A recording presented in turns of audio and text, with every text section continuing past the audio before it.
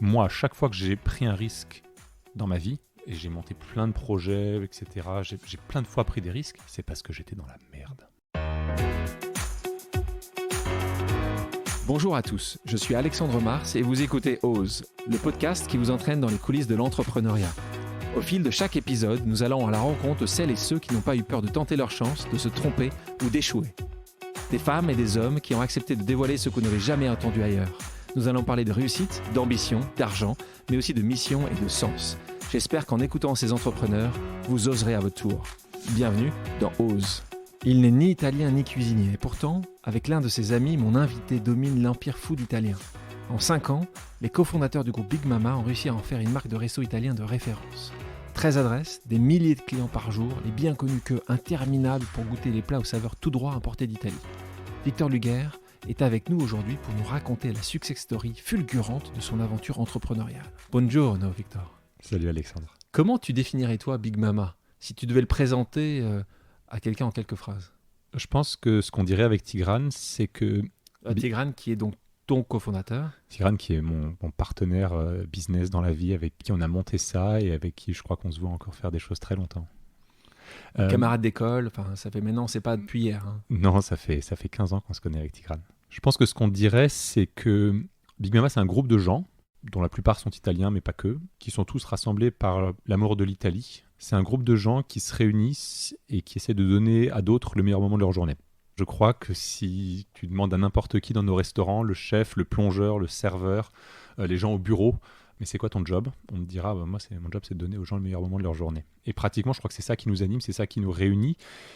Et la deuxième chose qui nous réunit, c'est qu'on a le sentiment, tous ensemble, de créer un écosystème où on est tous libres d'apporter notre pierre et de changer notre vie. De manière très concrète, ça veut dire quoi ? Si tu regardes la signature de nos emails, c'est Change Life with Pizza, Negroni, etc. Chacun choisit. Et c'est de dire, on n'a pas changé la vie de nos clients parce que les gens qui sont venus et qui ont mangé dans nos restaurants, ils ne seraient pas morts de faim. En revanche, mon parcours, le parcours de Tigrane, mon histoire de vie, comme celle du plongeur, comme celle de Enrico, comme celle de Samba, comme celle de... je peux citer 1000 mecs, on est 1000 dans la boîte. Et en fait, on a été plus que 1000 depuis le début. On a été 3000. On peut citer 3000 noms de gens dont je pense Big Mama a changé la vie, a changé le parcours. Et ça, c'est ce qui nous anime le matin parce que, évidemment, au-delà du plaisir, de la fierté, de l'excitation de créer un lieu, de créer un plat, de créer une recette, de trouver un produit, de le partager, ça, c'est ce qu'on fait au quotidien.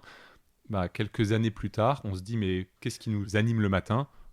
On change notre vie, à nous, l'équipe. Un très bon moment de ta journée. Tu disais justement que c'est l'amour de l'Italie. Ni toi, ni Tigrane, vous avez des gènes italiens, toute l'équipe, parce que tu disais que la plus grande partie sont italiens. Est-ce qu'il y a des gens dans l'équipe de direction qui viennent de là-bas ? Et pourquoi l'amour de l'Italie ? Il y a une raison où vous êtes retrouvés sur ce sujet-là ? Ou est-ce que c'était peut-être une opportunité marketing, business, ou pas du tout ? C'est marrant parce qu'on ne s'est pas du tout posé la question au début de l'aventure et puis évidemment on nous l'a posé depuis et je crois que si on post-rationalise, c'est l'histoire de deux mecs qui regardent l'Italie comme tu regardes une femme que t'aimes. Tu vois que ses aspects positifs et tu as envie de louer et de raconter ses qualités. Moi j'ai envie de te raconter, ma femme elle est extraordinaire et je peux te parler de ma femme pendant 1 heure, probablement pendant une journée entière.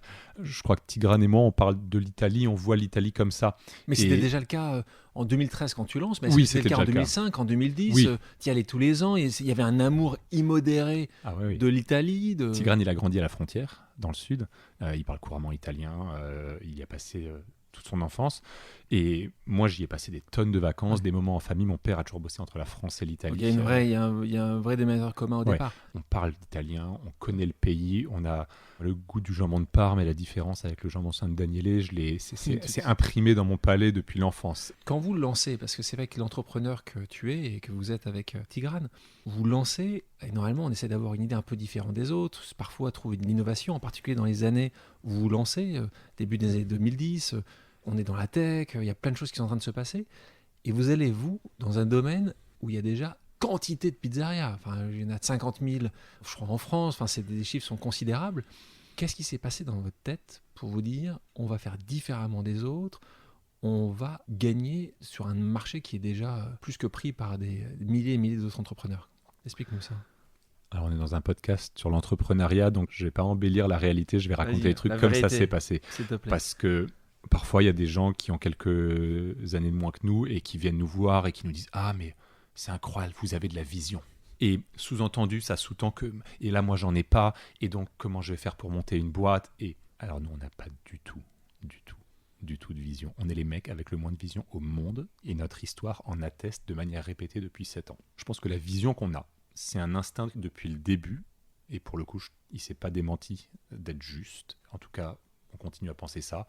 Je veux avoir un associé dans la vie, parce que la vie c'est plus cool quand c'est partagé, et ma femme c'est mon partner for life, et Tigran c'est mon partner dans le travail, et ça rend ma vie meilleure. Donc moi je veux un associé, et je veux un associé à 50-50, sinon moi je considère que c'est pas un associé. S'il a 60% c'est pas mon associé, c'est mon boss, et s'il a 40% c'est pas mon associé, on travaille ensemble. End of quote.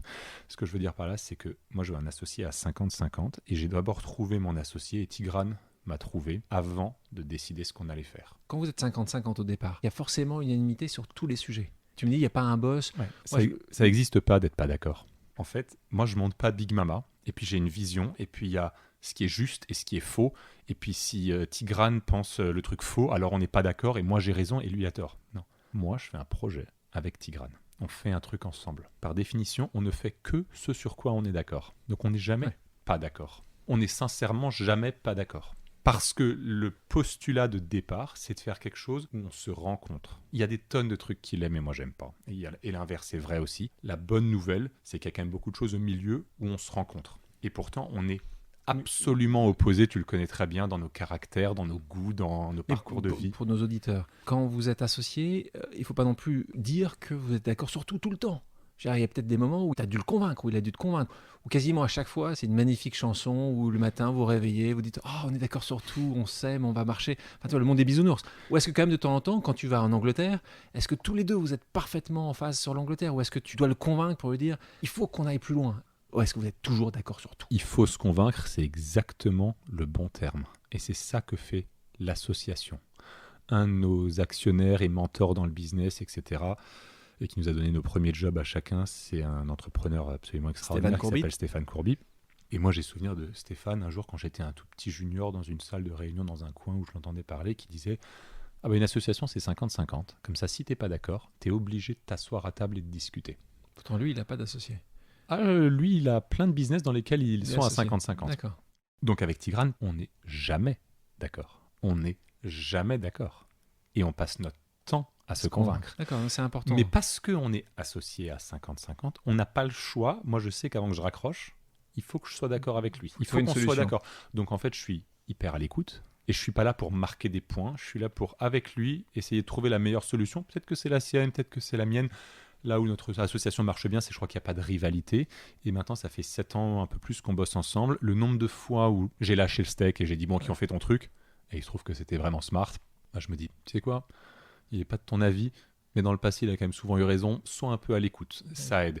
Et j'imagine qu'il doit penser peut-être la même chose. Donc non, c'est évidemment une relation qui est basée sur la confiance. Je pense que c'est vachement basé sur la fierté aussi. Un de mes gros drivers, je me lève le matin et je me dis « faut que je délivre de la valeur parce qu'en fait, je veux que mon associé il soit fier de moi. En fait, j'ai 50% de son business. En fait, je lui prends du temps, je lui prends de l'énergie, je lui prends de l'attention. Faut que je délivre en fait. Ouais. Et que mon associé soit fier de moi, c'est un méga driver. » Et au départ, ça intéresse beaucoup de gens de savoir est-ce qu'ils doivent partir avec quelqu'un, quelle est cette personne-là, quelle va être la complémentarité. Vous avez fait les mêmes écoles. Vous avez donc certainement des qualités assez similaires. Est-ce que ça, c'est ce qu'on peut imaginer ou est-ce que c'est totalement différent ? Est-ce qu'il y en a un qui est meilleur en communication, l'autre en marketing, l'autre en produit ? Comment ça s'est passé justement ? Est-ce que vous avez rapidement trouvé justement vos compétences et vous avez justement pu prendre l'un et l'autre un domaine suffisamment important ? C'est une super question. On a fait la même école, mais alors moi j'ai appris beaucoup de choses en école, mais c'était ni la communication, ni le marketing, ni rien que j'utilise techniquement dans le business. C'est du travail, c'est des travails J'ai durs. appris le travail en prépa, j'ai appris en école, j'ai appris comment être un animal plus social, comment être un peu plus sympa, mais éventuellement me faire des amis, j'ai appris à écouter, j'ai appris ce genre de choses. Bref, ce que je veux dire par là, c'est que on a beaucoup de choses en commun. Enfin, pardon, c'est pas des conseils matrimoniaux, mais ça marche exactement pareil, je trouve, pour choisir son conjoint dans la vie, en l'occurrence ma femme. C'est quand même plus facile quand tu as un socle culturel commun. Il y a quand même 80% des choses, on s'engueule pas, tu vois, on a quand même envie de partir en vacances au même endroit et on a un peu des réflexes similaires pour l'éducation des enfants. Avec Tigrane, c'est pareil. On a le même rapport à ce que c'est que être quelqu'un de confiance, on a le même rapport à l'humain, on a le même rapport à la famille, on a le même rapport à l'ambition, on a le même rapport à l'échec, je crois qu'on a le même rapport à la réussite. Quand ça marche bien, on le vit de la même manière. Quand ça marche mal, on retrousse nos manches, pareil. On a le même rapport au fait qu'on veut donner beaucoup de place à notre famille, avoir une vie équilibrée, qu'on veut que ce soit pareil pour tous les gens de l'équipe. On a le même. Bref, tout ça, c'est un socle commun, mais il n'a rien à voir avec notre école. Je dirais qu'il a plutôt à voir avec notre éducation. Mais ensuite, on est extrêmement différents. Oui, à la base, il y a 7 ans, je pense qu'il y a des choses où on était l'un, l'autre meilleur. Et donc, on ne s'est jamais marché sur les pieds. Et on a tout de suite trouvé nos terrains de jeu. On est deux quand même. Si on est deux et qu'il faut que tout qu'on fasse tout le temps ensemble, en fait, il y a un moment où tu perds plus de temps que tu n'en gagnes. Donc, on fait chacun nos trucs. En revanche, on sait que quand c'est important, on sait dire stop, je vais demander son avis à Tigrane. Tiens, s'il était dans la pièce, qu'est-ce qu'il dirait? Et ça nous a vachement aidé. Et en termes de direction artistique et de choix stratégique, on essaie de toujours faire quelque chose où on est tous les deux 100% onboardés. Parce que si moi je trouve que c'est pas mal, souvent c'est pas mal. Quand lui il trouve que c'est pas mal, souvent c'est pas mal. Mais quand on est tous les deux d'accord, souvent c'est assez, Vous vous trompez assez rarement. bien. On se trompe moins. Et on a fait très peu d'erreurs. Pour revenir à ta question sur la vision, donc d'abord on a choisi de faire un truc ensemble et ensuite pendant